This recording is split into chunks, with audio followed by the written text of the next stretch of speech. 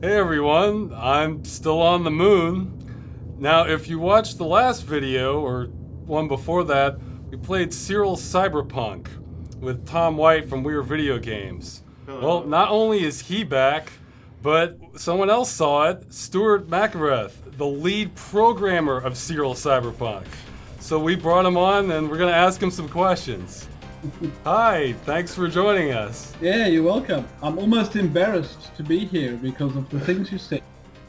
Oh, no. Well, so, see, we did that. We had no idea anyone was even watching it, really. I mean, it's just, I mean, you got the raw, unfiltered version of our thoughts on it. in everyone's defense, I mean, the game was well programmed, we both thought.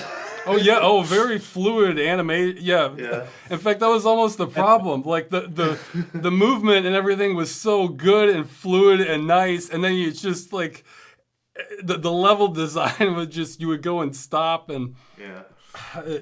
Well, here, Tom had a great question to start us off with. Oh, yeah, sure. You So, wanna- now, this is a little funny, but did you and the team pronounce the game's title as Cyril or Cyril? Because we noticed there's, like, it looks like there's sort of an alliterative thing going on, like Cyril Cyberpunk kind of sounds like it fits The together. look on his face suggests he doesn't know either, Tom. We just called it Cyril Cyberpunk. Okay. All right, we had it right. I had it Cool. right. Yeah, okay. Yeah, but we were thrown off a little bit because Cyril Cyberpunk, you he get was some about to- alliteration yeah. going there. But Yeah. But Cyril is like the actual name, so yeah. So yeah, the game was actually called Cyril as a Cyberboard Kid, and that was Right. the name that was going to be done in the US. I think the owner was trying to sell the rights to Epic Mega Games at around about the same time that Duke Nukem was coming out, and they didn't like Cyril Cyberpunk. They had no idea what that meant. Neither did we, really. And they said Cyberboard Kid because he had this board, and that would be a lot more appealing to people, to kids. I guess was cyberpunk stuff kind of catching on more at the time. I'm trying to remember. Yeah, 90s. You had, So long ago. Oh, maybe. If you think back to like a year or two after Doom, and that's about the era we were in. you had like It was System Shock coming out around then. I don't know if that was before or after. yeah, we used. I don't know if you know a game. If you heard a game called Jackrabbit. Oh Oh, yeah. of course. Yeah. Yeah. That was that came out while we were developing it, and that was sort Oh, of man. mark for frame rate and for smoothness. And whenever we did something, we'd go and look at Jackrabbit and go, nah, ours is better because we've got like three-dimensional scaling in the background. So that's kind of what we did. That was the time frame. Long time ago. Yeah, that's rough competition to come out. It was back in the day of DOS 4GW. Yeah, I played Cyril Cyberpunk from a shareware copy. Yeah. We'll get to that. With some questions. First, how did you get involved with programming for it? I was doing honors in computer science at the University of Cape Town in South Africa, of all places. And I had written some games when I had a Spectrum or a Spectra Video when I was really young, and I've always wanted to do it. And while I was studying, I saw this advert in the paper that said, Games Programming Company looking for game programmers. And back in South Africa, at that time, there was just nothing, right? I mean, we were lucky to get stuff. I think there was sanctions and all sorts. So no one had any opportunities to do anything like that. So I grabbed it when I saw this advert and went for an interview and got it. Nice. Nice. Okay, now from the credits, it looks like Gary Morris was the head guy on the project. Did you have, besides programming, did you have any extra involvement with the game, or was it mostly was it any group consultation, or were you mainly just coding? Like they tell you what they need, and So it was a one-man band. So Gary was the sort of the orchestrator of everything. He came up with the concept of the teddy bears and the boy. We all wanted to do something much darker. We wanted to do something evil and bad, and so we had to do teddy bears. And so we had to be really creative about how we could do teddy bears and make them ominous, which was quite a challenge. But so he was the mastermind. So we had creative sessions every week. We moved into his house. We took over his house. We moved into the basement. I think we chain smoked night and day for a year. And he would come in at night and give us food and tell us to go home, and then come in the morning and give us food and tell us to go home. And we were just so buzzed about it. You know, it was such a fun thing. It sounds like the real classic programming experience. Yeah. Yeah. A lot of companies operated like that back then. And money was an issue. All of us did it for him. We did it for nothing, basically.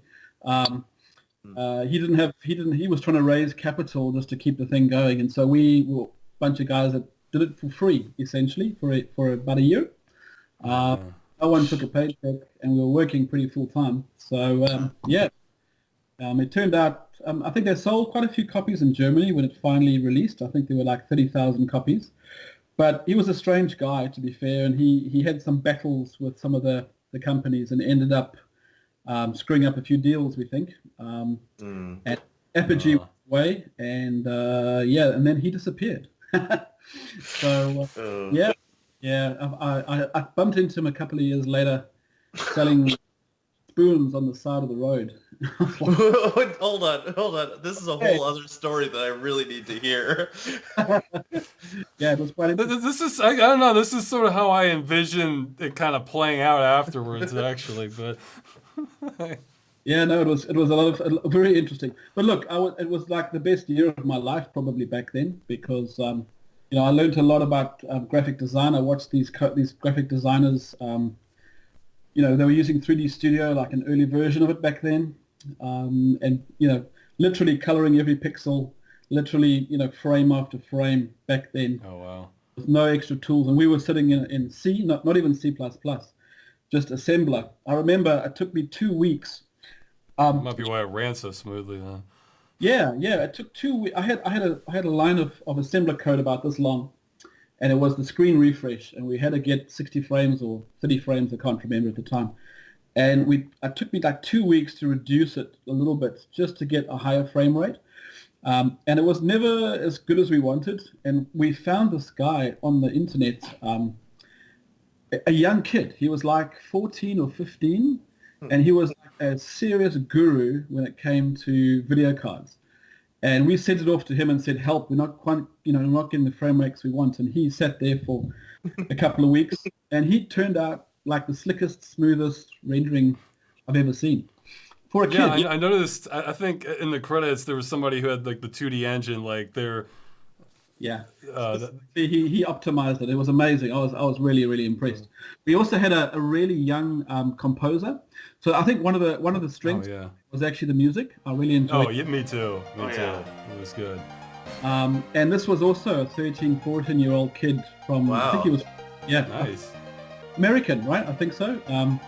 And he was churning the stuff out and sending it to us as MIDI files every day. It was fantastic. He was really... I wish I could remember his name. I'm sure it's in the credits. Yeah. A great job, yeah.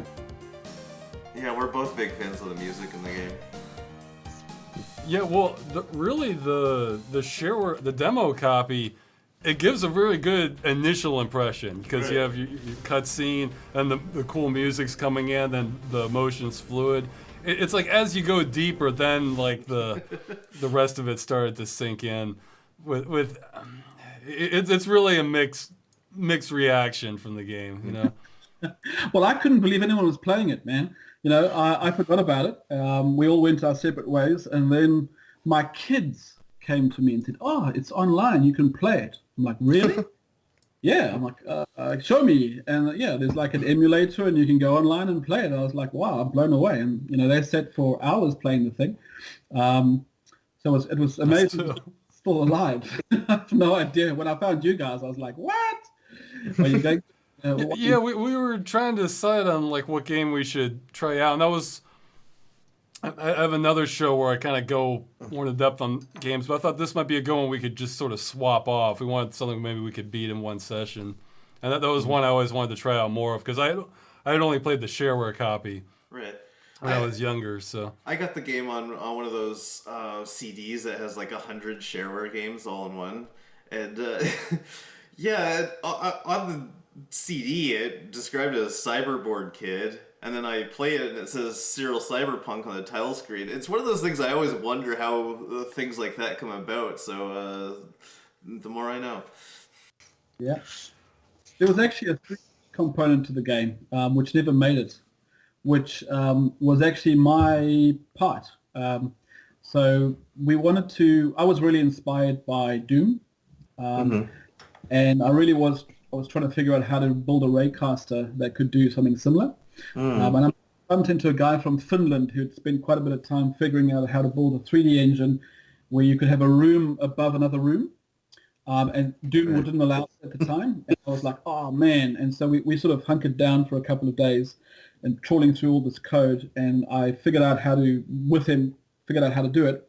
And then basically my contribution to the game was supposed to be a 3D engine. So you were going to play 2D for like 4 or 5 levels.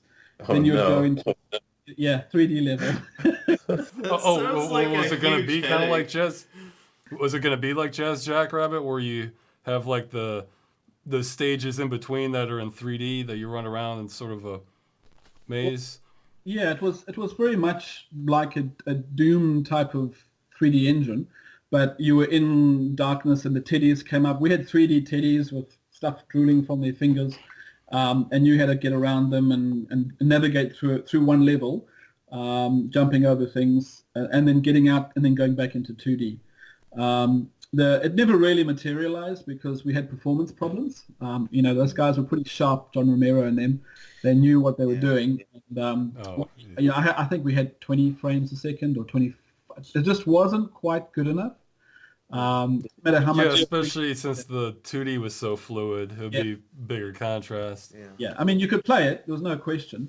But because it was so smooth, we abandoned it. And so about halfway through the development, I switched over, and actually I wasn't the lead programmer. I was the senior programmer, so there was a lead. His name was Mark Leonard. Yeah, I got a little confused by the title there. He's I think he's a movie director now or something. But he put the bones of the whole game together, and I was given I think Monster AI. I can't remember exactly what, but we worked together, and there was another developer who helped with some of the menu systems and things. But I was always disappointed we weren't able to pull the 3D off. Even though it didn't really fit the genre, it was like a personal... Well, no, I mean, Jackrabbit, I think that's how it would work. You go through 3 levels, and then you get like a bonus level, and then that part would be in full 3D. Yeah. You could run around in that. I remember that being a big highlight. Yeah, probably where it came from. Yeah. I actually don't remember. Actually, I think the Sonic the Hedgehog, what was it, the 2, they had that sort of pseudo 3D for the bonus stages. Yeah. It's similar. It would have fit right in with what was going on at the time, I think. But now I don't have to worry about it. Nowadays, the 3D engines... Yeah, I guess. Because we were writing our own sound libraries, with Sound Blaster Pro, and there were 3 or 4 others, and there were no libraries. So you had to literally write the code to talk to the sound. Yeah. That's... My understanding that's one of the best things to come from DirectX is that you didn't have to make all the separate drivers for the sound cards. Yeah. Did you Stable Editor that came with it? I don't know if you saw that. Oh yeah, we ran it on DOSBox. Okay. Yeah, that was quite fun. Yeah, I generally see it as like an extra challenge if I have to actually go and run it on a full emulated environment. I don't keep the old machines from back. Eventually the parts break down, and I'm into new games and old games, but I don't really care about having the original hardware as long as the game runs nicely. That's good enough for me. So you get some guys. Yeah, actually, I noticed when I was. Oh, sorry, cut you off. I noticed when it was recording. The resolutions would actually change between the levels and those little level cutscenes that would say, like alien ship or cargo hold. It looked like there were different video modes in between the two. I can't remember, to be honest. I remember we did support multiple resolutions. I don't remember exactly what resolution was what. It's a bit long ago now. Yeah. Okay. Another question. Oh yeah, for the development process, was it kind of straightforward with a plan, or did it change a whole lot? And the 3D obviously changed, but like for the rest of the design, was it Was it you weren't exactly sure how it was going to look from 1 week to the next, or did he have basically a plan laid out? Or There was a plan, but Gary was he was pretty sure about what he wanted. He had a vision, and he laid out sort of the sequences. But the animators each came with their own sort of background and their own skills, and depending on what they were interested in and depending on their style, they kind of got incorporated into the levels. There wasn't a lot of thinking, to be fair, between the levels. You know, you'd go from a pyramid section to an underground section to a mountain section. It was just kind of whatever genre you could think of, and would it be interesting? Would it be colourful? Just add it in. There were about 30 odds in total, and I know there were 3 secret levels as well. I don't remember. Yeah, I guess we missed the secret levels, didn't we? Now I'm really curious. We gotta play it again. We were kind of worn down by the end. You can find the cracks easily enough online. Just type them out and take yourself to the level, I think. Yeah, or maybe I forget. We might have messed with that later. I'm trying to remember. Yeah, we had a lot of problems, like specifically with the saves, because we'd save and the save wouldn't work at all, and we'd try to load and there'd be nothing there. Oh yeah. So that's right. so we used cheats to basically progress from one level to another, because like we were playing on 2 different machines across the world, and we couldn't like send each other our save files. So across space, man. So, yeah, across space to the moon. So Ross would beat a level, and then it'd say, okay, now you can play level 2. It's like, how do I play level 2? Let's find a cheat. You know, that's what we did. So yeah, I have don't know no if that idea. was the game itself. Maybe that was because we were running it in emulation. I don't Yeah, know. it could be. Yeah. No, definitely the save games definitely worked. So it must have been an emulation problem. Yeah. Okay, it must have been DOSBox then. So, yeah, I don't know if maybe we went to some of the secret levels when we skipped, or if we went right through them, because, you know, like different game structure, there Well, levels it sort of differently. actually did seem to follow a flow, because first you're on the ship, then you go to the planet, then you go. I don't know. The difference between levels, I remember not being the problem. In fact, we were looking forward to that part. Yeah. They Yeah. kind of. Yeah. Well, besides the 3D, and you said maybe the marketing deals that got messed up, do you remember any big problems you or others ran into in development? The frame rate, which I spoke about, so the engine, Yeah. getting that scrolling engine perfect was something we spent a long time on. Other than that, no, not really. I think it was just a case of it probably took longer and cost more, as they tend to do. I remember there being lots of, well, we really have to finish now, and then we have to go and find more money type of thing, and go and knock on some more friends' doors to see if we can get some more funding to keep it going. So. Yeah, the real classic kind of programming experience. Okay, here's to knock the game a little bit. Do you know why the level, when I was playing it, the level design, it felt like a game that'd be great to play at high speed, you know, just jumping through stuff with obstacles and stuff. But the design, it's like you go a little bit, then there's something ready to kill you. You go a little bit more, there's a trap, then then there's a wall. It's like it felt really kind of stilted, like this real stop and go flow to it. And the thing is, almost every map felt like that. Yeah. And I checked, and there were 5 different mappers on the game. Do you know why it ended up being designed like that, the way it was? Or There was technically no reason for that. I think we were very influenced by the you need 3 keys to get to the next section type of thing. You know, there was the classic yellow. Yeah. I think it was. I'm kind of glad that part went out of style. Like, That's right. I think it may have been a knockoff from Doom. I can't remember. Yeah. okay. So Everybody was just starry-eyed with Doom. It sounds like. So. yeah, we were absolutely. But I remember if you turned off the collision, you could go from one end to the other, like full speed and back without any issues with the programming. So Yeah. I think it was just how the level design turned out. Yeah. Okay. So no, that answers that. Everybody. Doom was the answer to everything. That sounds like Other than say like the 3D and such, can you recall any features that were wanted in the game, but for one reason or another didn't make it in the finished version? Um, no, not really. Gary he wanted a very um, I think he was thinking quite far ahead of what was possible, and so he had visions of 3D, interactive, immersive. I think he was thinking with VR and all of it, and 20 years before it became an eventuality, right? And here we were, with like low pixel teddy bears, trying to figure out exactly what he wanted.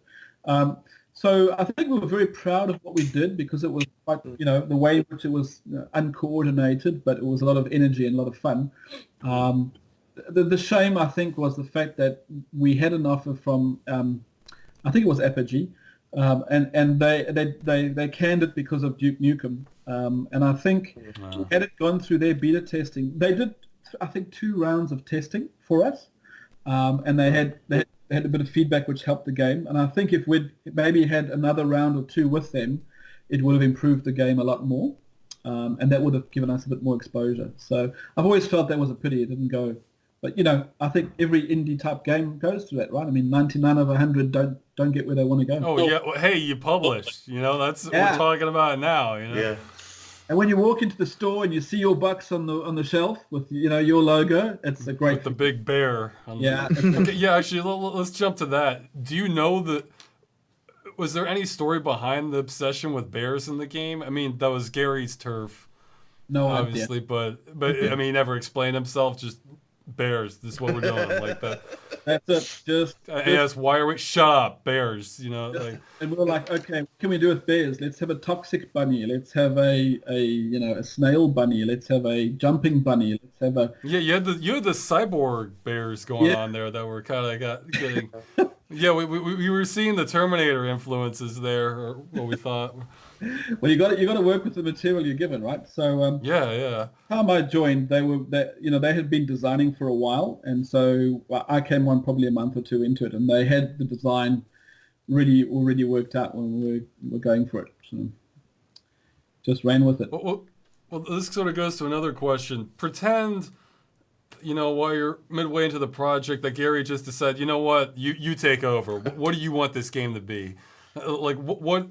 You said you were going for something darker. What game would you have made, do you think, back then, if you had just been given the reins of everything? Probably the game I'm making now, to be honest. Okay, we'll get to that in a minute. Yeah, we'll get to that. So do you remember Alone in the Dark? Yeah, yes. Of course. It's funny how many people are asked that and they have no idea, which is curious. I always enjoyed that weirdness, that sort of what's going on. This feels a bit uncanny and a little bit out of this world, and it's not quite dystopia, but it's uncomfortable.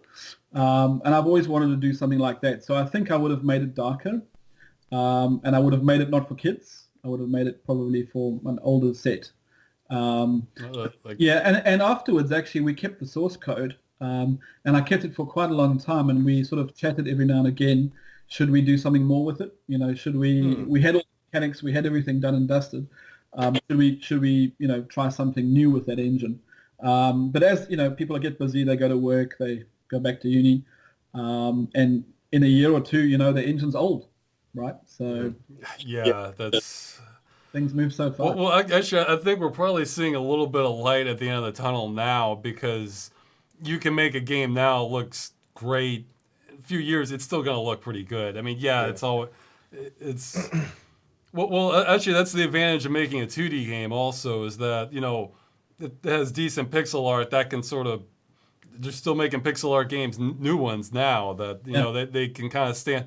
They stand the test of time a lot better than a lot of the early 3D ones, I think, in terms of the presentation. Yeah. It's all about gameplay, man. The graphics are secondary, right? You know that. Yeah. Yeah, definitely.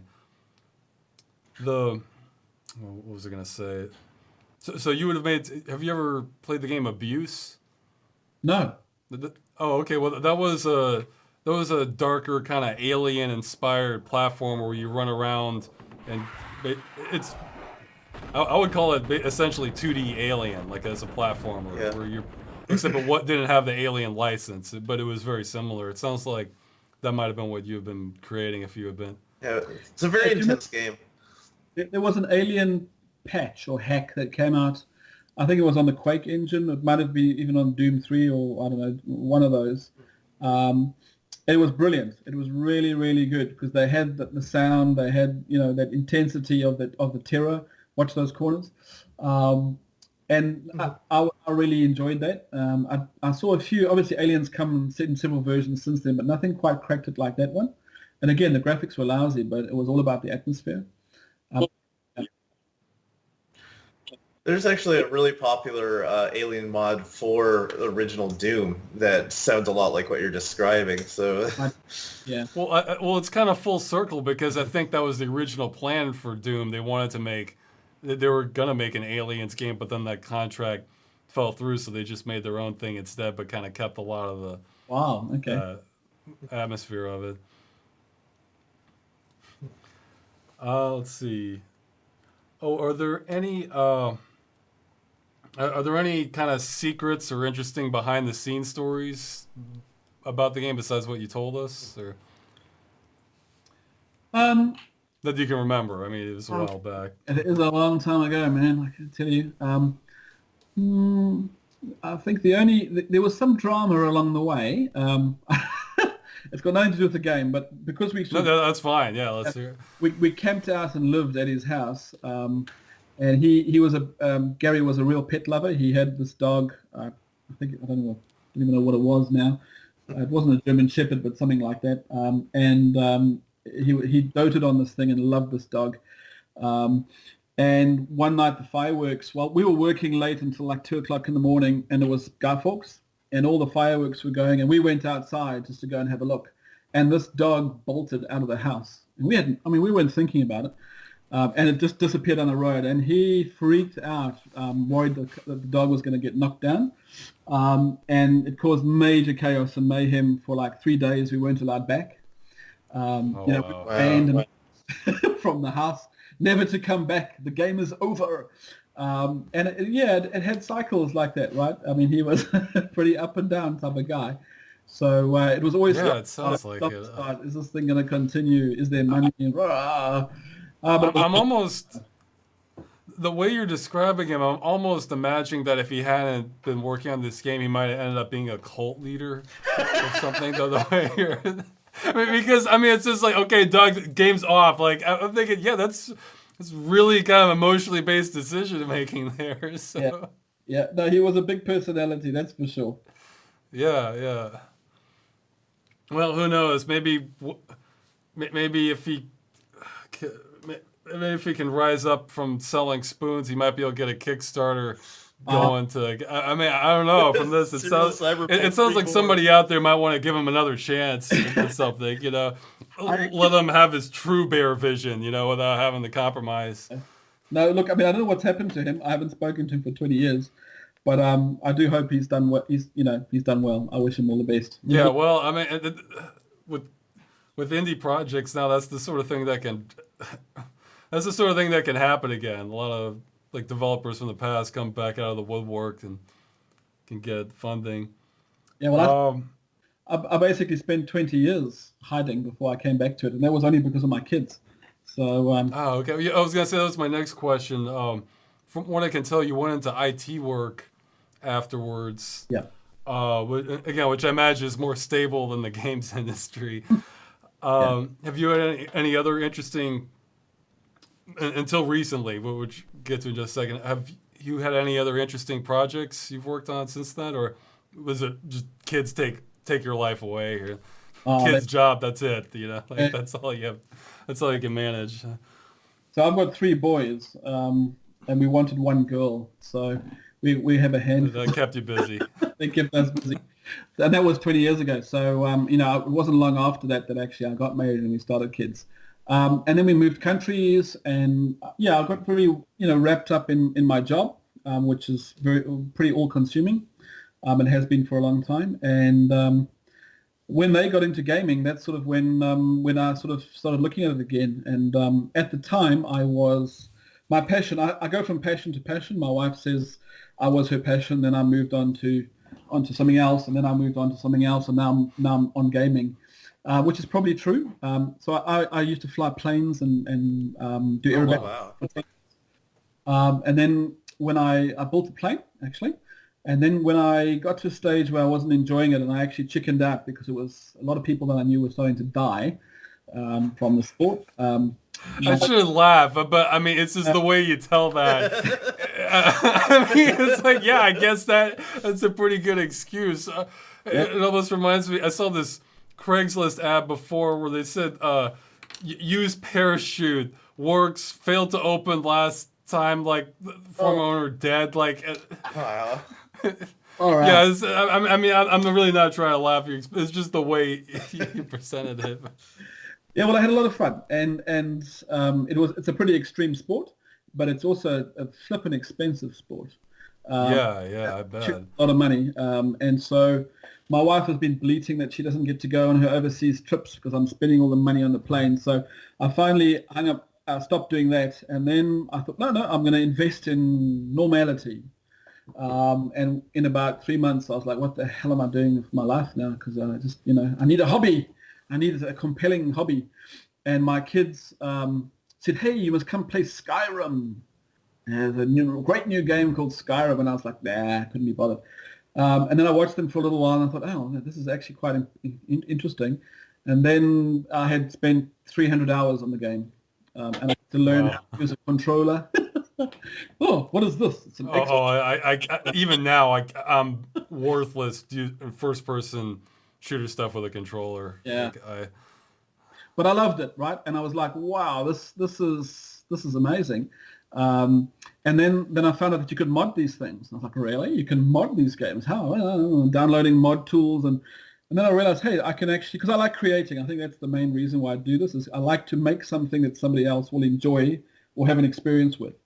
And then when I realized I could mod them, then I thought, wow, this is great. I can make things. And then I found 3D engines, right? I found Unreal and Unity, and I was like, wow, this is easy. They've done everything for you. All you do is construct it.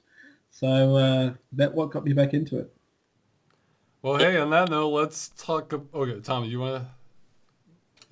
No. Okay, I thought you were gonna say something. Sorry. I'm trying to anticipate the delay, so it's. But yeah, let's get in. You said that you're working on a game now, Discrepant. Yes. I think it's on. It's gonna be. It has a Steam entry. It's not early access yet, which I think is a good move actually. But can you tell us about it? Let's hear the pitch. I know this is about Cyril Cyberpunk, but I'll take just a few minutes. Like I said, I've always wanted to play a game where your concept of reality is challenged. So, The Matrix was a classic, game-changing movie for me, as it was for many people. Like, this whole reality is not what it seems.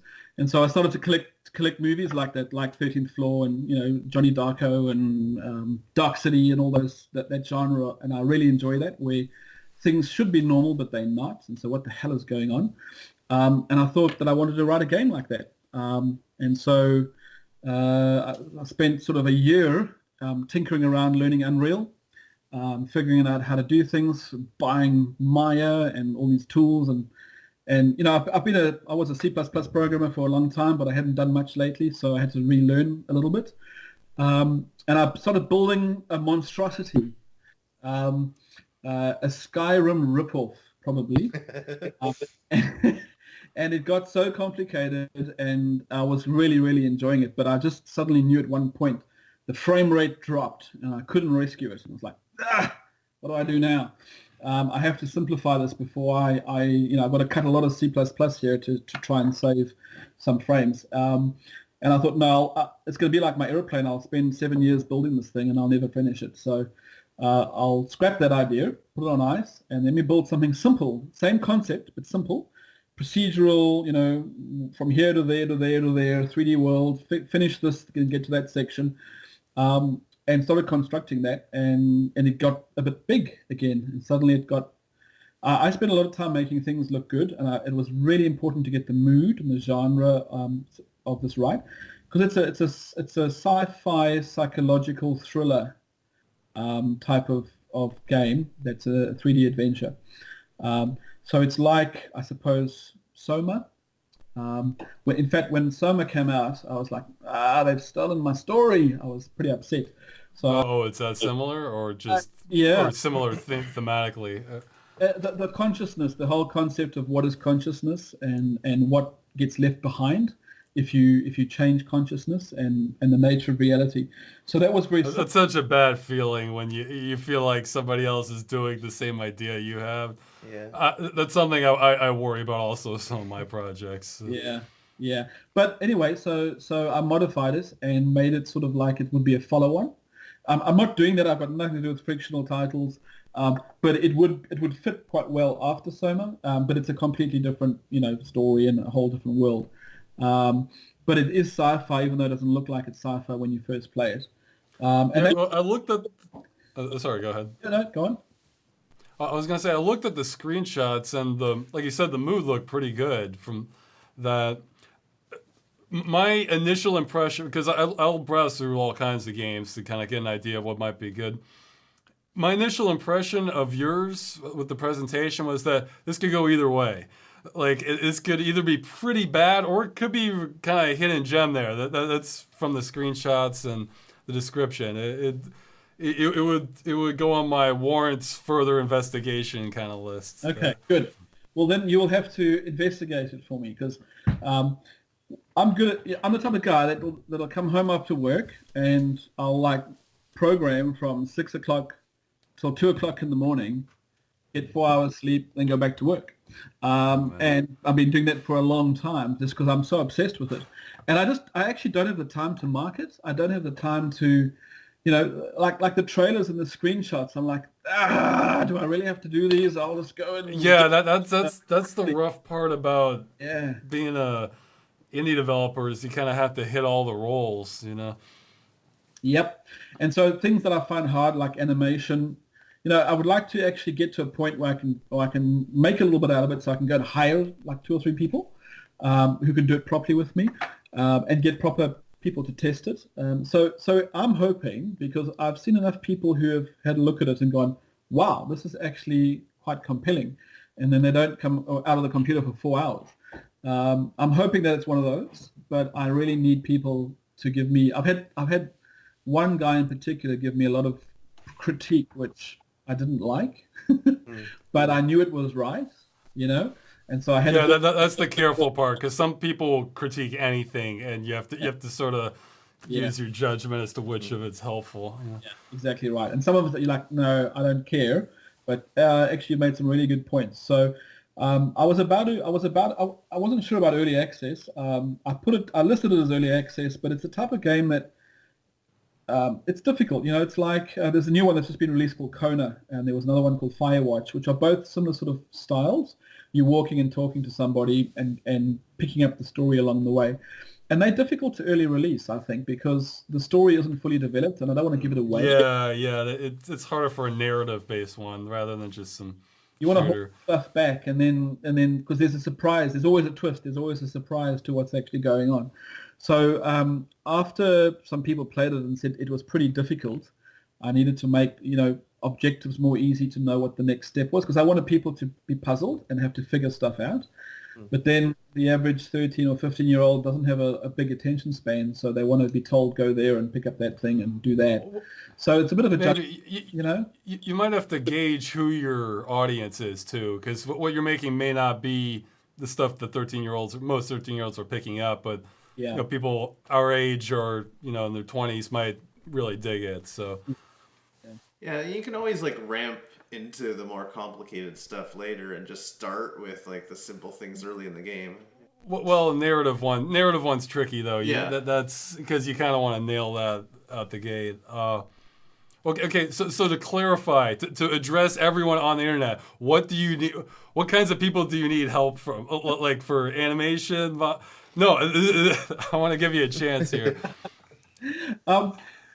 You might get some volunteers. I mean, well, maybe. So here in New Zealand, I put out a little thing saying, "Hey, I wouldn't mind someone helping me make a good trailer because I have a lot of new vehicles. Right, you can ride a bicycle through a suburb. You can drive a car through a whole bunch of places. You can ride a forklift, and they all integral to the plot. And none of that is in any of the trailers. None of that is even a screenshot of that stuff. And so there's a lot of content that I just haven't had the time to put together a trailer that actually shows you what you're going to get. So at the moment, you could look at it, and it's pretty early stuff in some of the trailers. They're pretty rough. And I think it does an injustice. So having somebody who can put that together and make the right crescendo would be really, really helpful. And play testing, I think that's my main thing that I need, is people who are interested in the genre to really not mind spending a couple of hours digging through it and then coming back with really meaningful feedback.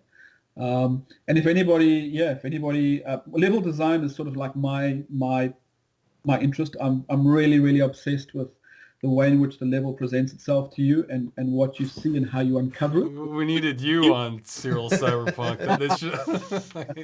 Yeah, I have these visions of how things work and then what the person is thinking and what they see from a certain camera angle, and try and replicate that. But when it comes down to someone, grabbing the bicycle handlebars and turning them and watching his fingers move, I struggle with the time and the energy to put into that. I can see that there's a lot of polishing can really improve the game. So if anyone's interested... Well, I'm convinced basically people who enjoy animating have obsessive compulsive disorder. It's like a requirement in order to truly enjoy animating. Okay, so you need someone to help with the trailer. You need beta testers. Anything else that you want to ask for help from the internet for? Well, I suppose if people can have a look and tell me what they think. How does it present? What does it sound like? What does it look like? Should I show more or should I show less? For what you're describing, it sounds like a demo would be really helpful for getting the feed before you, not an early access, but just you give us, kind of a crumb of the story and maybe one area. Yeah. Is that the sort of thing your game would work with, or is there a chunk you cut, or maybe a chunk in the middle or something? Yeah, I think the beginning, because I need to get people hooked right from the beginning. You start off in a room, it's pretty dark. It's really, really dark actually, and I could lighten it, but I actually want you to figure out and struggle and feel uncomfortable and claustrophobic for a little while. And maybe that's bad. Maybe it should be more accessible in the beginning. But the game is, I've got 5 chapters. It's actually an incredibly complicated story. Don't give it away here. We don't want that. Yeah. I'm not giving anything away. Well, as long as you have a really good hook, you can get away with a lot. Oh yeah. If you're if the atmosphere is good and the story is intriguing, people forgive all kinds of things. I mean, especially with good writing. I mean, one of my favorite examples of that is the early South Park. I mean, this is just construction paper characters, but it just grabs you right in. Yeah. Well, here, let me ask then. From your screenshots, my biggest concern about the game was that, I mean, maybe this is, for me, it's tricky to do right. It was that it looked like it might be really desolate, where, you go for 45 minutes at a time, then maybe talk to somebody, and that's it, another 45 minutes. And, those games kind of can be good, but I like having kind of, characters to talk to, even if overall I'll be on my own some of the time. Yep. What would you say is that accurate, or how is it for your game, roughly? So it is supposed to be empty, but there are characters that if you progress smoothly, you'll get to them quite quickly. And so they are at the moment there are 4 NPCs that have a role, plus a number of other ones that you'll come across and talk to that don't actually do much. But you're right, there is a lot of wandering around trying to get to the place where you interact with them again.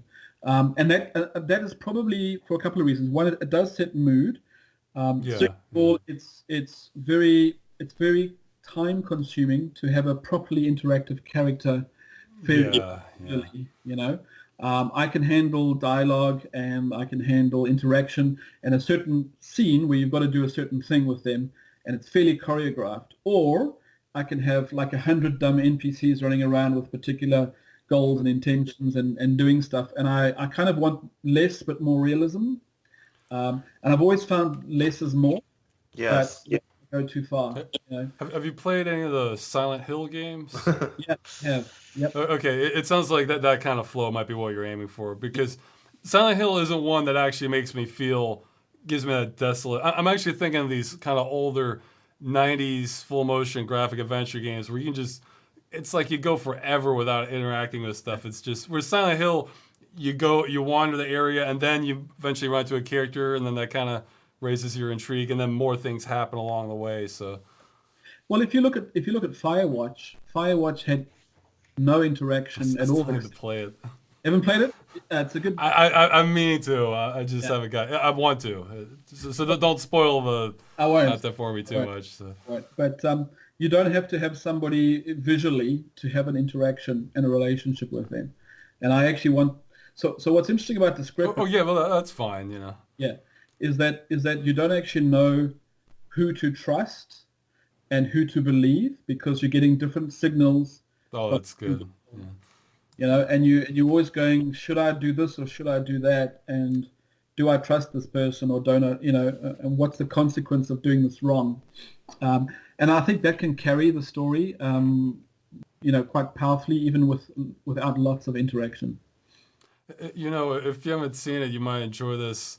And when they remade or rebooted The Outer Limits in the 90s, my favorite episode of that was this guy, they've crash landed on this planet, and these toxic space spiders are coming and attacking them, and he's going in and out of consciousness, except when he goes unconscious, he wakes up and he's back on his home planet. Everything's fine and much nicer, but they're saying you have to stay awake here, otherwise your medical condition might get worse. And then he'll fall out of consciousness, and then his captain's yelling at him, he's like, get up, we need to get all this stuff done or we're gonna die. So it's like he's going back and forth, and they're both yelling at them that he needs to stay with them. It's kind of, I think it was called Tempest was the name of that one. So it rings a bell. I watched quite a few of that. It's I love those kinds of dilemmas, especially when it's getting more aggressive with it. Anyway, I can talk forever about Discrepant, so you may not want me to do that. Well, I kind of want to get some highlights here for when we throw in the editing later. We got some go. Oh yeah, how should people contact you if they want to get involved with this? Should I put your email up? I can. I don't. What's your preferred way of reaching you? So we've got a website. I always say we, but it's really me. I've got voice actors, but it's really So there is a website. It's called discrepantgame.com, and you can link to it from Steam, and you can find it if you just search on YouTube. And there's a contact form over there. I don't mind if people email me, but preferably not my. Oh yeah, no. We'll have them go through the contact form, so there's not every spammer. I think it's trying to sell you pills after this video goes up. So. Yeah, I think it's. But we'll send them to the website, and then they can get involved that way. Thank you, and you'll have to come and play it. I'll have to get you guys to criticize us and critique us and help me. Yeah, well, I guess we have to now. I think we just volunteered, Russ. Yeah, right. So. Yeah, no, I'm interested in it. Although my main dilemma is I generally like to play games once they're done. I don't like having to be, especially a narrative-based one where it's been spoiled for me by the time the. Yeah, one of my boys, I've got 3, and 2 of them have been playing along and have been quite involved and giving me some ideas, but the one won't even look at it. He refuses to look at the game or hear about it. We start talking and he walks out. He wants to have the unadulterated, pure experience at the end. Oh. They want to know what's going on, man. They're like, what? This is so interesting, but they don't know the context of the story. They're just reading the lines, and they're like, wow, this is fascinating. What's going on? And they haven't got the full script, so they don't know yet. So I'm trying to keep them anticipating. Yeah, I've kind of gotten into this habit ever since. I think movie trailers is what finally triggered me on it, because there are some movie trailers. Let's just give away the whole movie Oh, yeah. right in the trailer. I never watch trailers if I can avoid it. Now, all I do is just try to get enough to know if I might like this or not, and if I think I might, that's it. I don't want to know anything else. I'd rather just go in blind. So Some of my best experiences with movies were ones that I went in knowing nothing about them. Oh, yeah. Was that movie Chronicle? I didn't know a single thing about it. yeah. It's just my brother says, "Hey, come see this movie with me," and so I saw it, and it was really interesting figuring out what was going on with the story on my own. Like, nothing had been spoon-fed to me through the trailer. I don't know if you guys have seen the movie, and I don't want to give anything away if there's, like, fans who want to have the same experience with me, but, I mean, it was a pretty popular movie, like, 5 years ago. it's a science fiction movie. I had no idea what was going on, but there's like this accident, and it's one of those found footage things, so it's all in the perspective of the guy with a camcorder, and then then it comes to them like with a baseball, and one of them like throws it, it's like curving, and it's like curving too far and hitting his friend in the head, and after like 2 or 3 experiments, I realized they're moving it with their mind, and it's like it took me a while Or to figure out. it's a movie about like throwing balls at people's heads and watching the effects. Yeah, there's got to be something there that pulls you out of normal way of thinking and go, oh, what's going on here? Well, you've probably seen, what was it, Existence with a Z at the end? Yeah, absolutely. Yeah, that sounds like that might be up your alley with. And also Inception, right, with the dreams within dreams. Oh, that was so good. Yeah, that's definitely my genre. I'm trying to remember some. Well, have you seen Altered States? No, in fact, so You should take a look at that one. Is it a movie or a game?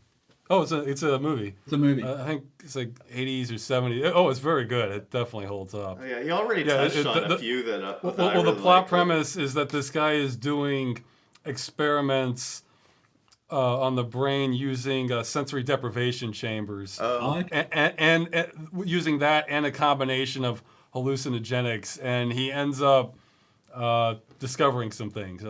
Interesting. It's definitely a movie worth watching. You already brought up some really great examples in the genre, like Dark City. Ross, if you haven't seen Dark City, so good. I've seen Dark City. Oh, yeah. Have you seen 13th Floor? That's not a very... Yeah, I have. In fact, the 13th so. floor... The 13th floor is actually... I think the last year I got to use the sort of modern virtual reality for the first time. And coming out of that was my first thought, is when he's coming out of the experience at 13th floor, because he's kind of slow waking up out of it. Yeah, 13th floor, for those who haven't seen it, I'm convinced that's where they got the voice for GLaDOS and Portal. It's exactly the same. It sounds just like it. So that's a great game. Great movie. Are there any others like that? Because okay, let me think. I've got you here. Okay. Yeah, geez. Now the gears are turning. Alternate reality ones, yeah. What was? So there was one that I enjoyed. What was it? It's about these guys that wake up on a spaceship, and the people around them are like beasts, but it turns out they've just evolved over time because the spaceship's they've been for like hundreds of thousands of years. I can't think of what its name was. But again, it was one of those ones where there's a twist at the end where you're trying to figure out what's going on in the spaceship. How long have they been drifting? Why are people like the way they are? I know what you're talking about. I even had a clip of it in one of my videos, and now I can't remember the name. Pandorum, yeah. Well done. I'm not sure if this is exactly the same sort of thing, but have you seen the movie Cube? Yes, I have. Yeah. So that is what I actually like is, I when I played like Skyrim, I'm not really into complete fantasy, right? So over the top fantasy where things could never be possible kind of loses it for me. But where it could be possible, where it could actually make sense. So as soon as there's a supernatural element, it kind of pops the bubble. But a lot of these movies, there's no supernatural element, but it feels like there is. You know, why are things the way they are? Is there something going on? And that's spooky, but actually there's a real explanation for it. And those are the ones, you know, even like Star Trek, I suppose. I'm a big Star Trekkie.